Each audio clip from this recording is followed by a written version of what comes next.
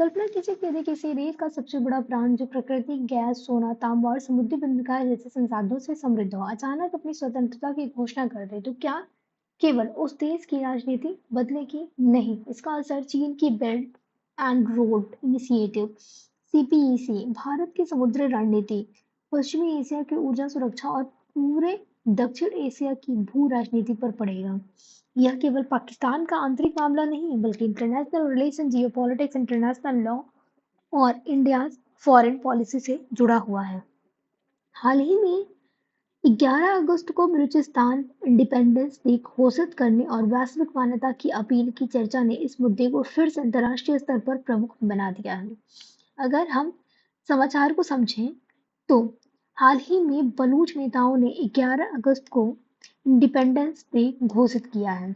उन्होंने पाकिस्तान से अलग पहचान की मांग की है और अंतर्राष्ट्रीय समुदाय से समर्थन की अपील भी की है। इसके साथ ही यह प्रश्न भी उठ रहा है कि भारत और अन्य देश इस मुद्दे पर क्या रुख अपनाएंगे। यही कारण है कि यह समाचार यूपीएससी के लिए अत्यंत महत्वपूर्ण बन जाता है। हम अगर बलूचिस्तान को समझें तो यह पाकिस्तान का सबसे बड़ा प्रांत है। यहाँ पर जनसंख्या अपेक्षाकृत कम है और इसका क्षेत्र बहुत विशाल है। यह अरब सागर से जुड़ा हुआ है और यहीं पर ग्वादर बंदरगाह भी स्थित है। इसके अलावा यहाँ प्राकृतिक गैस, तांबा, सोना और अन्य खनिजों का विशाल भंडार है। इसलिए बलूचिस्तान केवल भौगोलिक दृष्टि से नहीं, बल्कि आर्थिक और सामरिक दृष्टि से भी अत्यंत महत्वपूर्ण है। अगर हम ऐतिहासिक पृष्ठभूमि की बात करें तो अब इसके इतिहास को समझते हैं।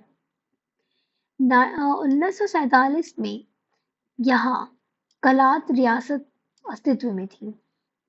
11 अगस्त 1947 को उसने स्वयं को स्वतंत्र घोषित किया, लेकिन 1948 में पाकिस्तान में इसका विलय हो गया। तब से समय समय पर विद्रोह, अलगाववाद और असंतोष देखने को मिलता रहा है। यही ऐतिहासिक पृष्ठभूमि आज के विवाद की जड़ मानी जाती है। अगर हम विवादों को समझें तो अब प्रश्न उठता है कि विवाद की मुख्य वजह क्या है। बलूच समुदाय का आरोप है कि उन्हें राजनीतिक रूप से पर्याप्त प्रतिनिधित्व नहीं मिला है। वे अपने प्राकृतिक संसाधनों पर अधिक अधिकार की मांग करते हैं। क्षेत्रीय विकास में असमानता का भी मुद्दा उठाया जाता है। मानवाधिकार का भी उल्लंघन करने का आरोप लगाया जाता है और सबसे महत्वपूर्ण, वे अपनी सांस्कृतिक पहचान को सुरक्षित रखने की बात करते हैं। अगर हम इसके भू राजनीतिक महत्व को समझें तो बलूचिस्तान का महत्व केवल राजनीतिक पाकिस्तान तक सीमित नहीं है। यानी ये राजनीतिक तौर पर हर देश के लिए महत्वपूर्ण है, जैसे कि भारत, चीन, इन दोनों के लिए भी। यहीं पर ग्वादर पोर्ट स्थित है। यहीं से चाइना पाकिस्तान इकोनॉमिक कॉरिडोर यानी सीपीईसी का सबसे महत्वपूर्ण केंद्र है। यह अरब सागर तक सीधी पहुंच प्रदान करता है। ऊर्जा मार्ग यहीं से होकर गुजरता है और हिंद महासागर में सामरिक प्रतिस्पर्धा का प्रमुख केंद्र माना जाता है। अब प्रश्न सबसे महत्वपूर्ण प्रश्न है कि भारत के लिए इसका क्या महत्व है। तो भारत के लिए यह क्षेत्रीय सुरक्षा और समुद्री रणनीति से जुड़ा हुआ विषय है। आतंकवाद और समुद्री गतिविधियों पर नजर रखने में इसका महत्व है, लेकिन साथ ही भारत की विदेश नीति हमेशा संप्रभुता का सम्मान, कूटनीतिक संतुलन और अंतर्राष्ट्रीय कानून पर आधारित रही है। इसीलिए भारत का दृष्टिकोण अत्यंत संतुलित और स्वाधीनपूर्ण है। अगर हम चीन पर संभावित प्रभाव के बारे में बात करें तो यदि भविष्य में बलूचिस्तान अलग होता है तो इसका सबसे बड़ा प्रभाव चीन पर पड़ सकता है। जैसे कि सबसे पहले सीपीईसी पर बड़ा संकट आ सकता है। ब्री की विश्वसनीयता भी प्रभावित हो सकती है। ग्वाड पोर्ट की रणनीतिक उपयोगिता भी घट सकती है, इसका महत्व कम हो सकता है और हिंद महासागर तक चीन की पहुंच तथा उसकी समुद्री रणनीति भी कमजोर हो सकती है, कमजोर पड़ सकती है। यही कारण है कि चीन इस क्षेत्र को अत्यंत संवेदनशील मानता है।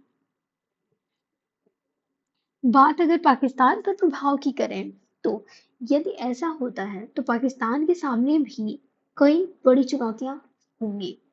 जैसे कि देश का क्षेत्रफल कम होगा, प्राकृतिक संसाधनों का एक बड़ा हिस्सा अलग हो जाएगा, ग्वादर पोर्ट पर नियंत्रण समाप्त हो जाएगा, सीपीईसी की कई परियोजनाएं प्रभावित होंगी, राजस्व और विदेशी निवेश में गिरावट आ सकती है। साथ ही अन्य क्षेत्रों में अलगाववादी मांगों को भी बल मिल सकता है। यानी राष्ट्रीय सुरक्षा को चुनौती और अन्य प्रांतों में अलगाववाद को बढ़ावा मिलने की आशंका भी है। अगर हम अंतर्राष्ट्रीय कानून के बारे में बात करें तो अब इस विषय का कानूनी पक्ष समझते हैं। संयुक्त राष्ट्र चार्टर में टेरिटोरियल इंटीग्रिटी यानी देशों की क्षेत्रीय अखंडता का सम्मान करने की बात कही गई है।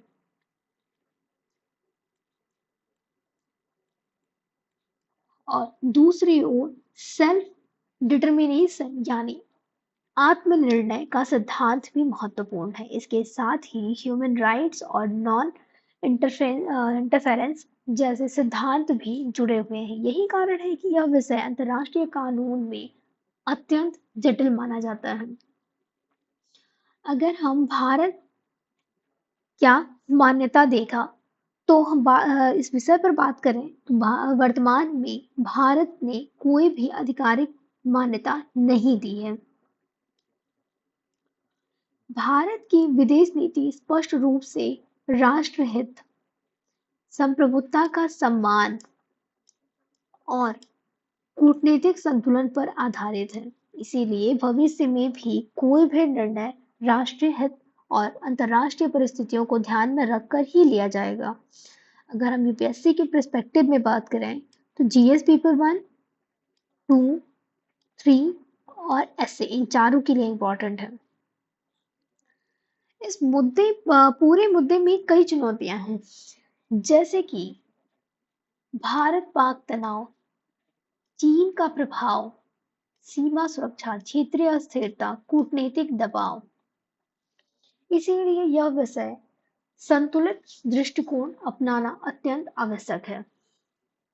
अगर हम समाधान के बारे में बात करें तो संवाद आधारित समाधान, मानवाधिकार संरक्षण, क्षेत्रीय स्थिरता, अंतर्राष्ट्रीय कानून पालन, शांतिपूर्ण कूटनीतिक, यही दीर्घकालिक और व्यवहारिक रास्ता है। बलूचिस्तान मुद्दा केवल अलगाववाद नहीं बल्कि इतिहास, पहचान, संसाधन, मानवाधिकार और भू राजनीति का जटिल मिश्रण है। भारत को राष्ट्रीय हित, अंतर्राष्ट्रीय कानून, रणनीतिक संतुलन और कूटनीतिक परिपक्वता के आधार पर अपनी नीति जारी रखनी होगी। किसी भी समाधान का आधार संवाद, शांति, मानवाधिकारों का सम्मान और क्षेत्रीय स्थिरता होनी चाहिए। भूगोल सीमाएं तय करता है, इतिहास पहचान बनाता है, लेकिन भविष्य का निर्माण हमेशा कूटनीतिक संवाद और शांति से होता है। किसी भी क्षेत्रीय विवाद का स्थायी समाधान युद्ध नहीं बल्कि विश्वास, न्याय और संतुलित नीति होती है। धन्यवाद।